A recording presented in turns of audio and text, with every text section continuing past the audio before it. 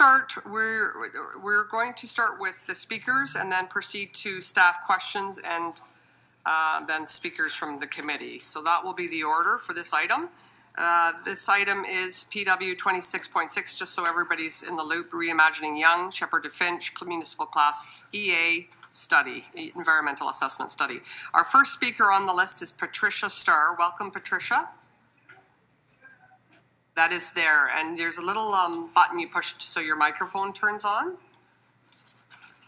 Make sure it's on, and you can start whenever you are ready. Thank you for this opportunity to speak on Reimagining Yonge Street. I am part of a volunteer team of Willowdale residents that include MTCC Condo Corp presidents, representing over 8,000 Willowdale residents, board members and residents from over 22 condos. Our leader is former councillor and police board chair Norm Gardner, who is out of town. He has asked me to speak in his stead.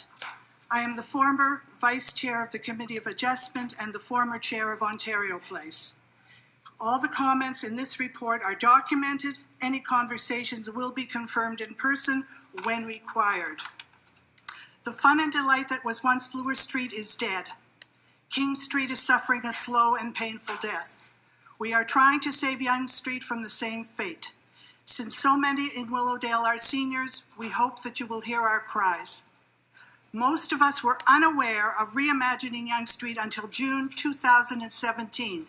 Somehow the notices of 2016 got lost in the mail, except the mail of those supporting turning Yonge Street into biker lane heaven. In June, we attended an open forum organized by Councillor Fillion's staff, led by his EA, who was announced as a former Ontario Liberal Party employee and a good friend of Kathleen Wynne and David Zimmer. Was that supposed to matter? When Norm Gardner reported that he had personally met with the EMS, police and fire departments, who were very concerned, staff replied, and I quote, they were going to do some research. When another one of our group asked if the Korean and Iranian restaurant owners and retailers, over 150 establishments between the 401 and Finch, had been consulted, the staff answer was, and I quote, the city will be following up. 18 months later, what were they doing the entire first year? When asked if there would be a translator, it was a two-person response.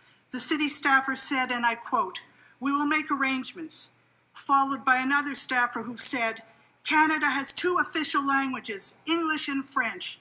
That is all city employees are required to speak. There were some boos.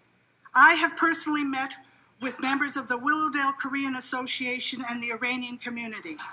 Outrage was expressed when they were never consulted before the fact. Their communities are against bike lanes on Yonge Street that they call, and I quote, the bankruptcy of their livelihoods.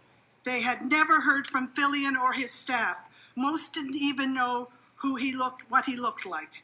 It was time for us to find out the proponents of the bike lanes on Yonge Street and who John Fillion really was.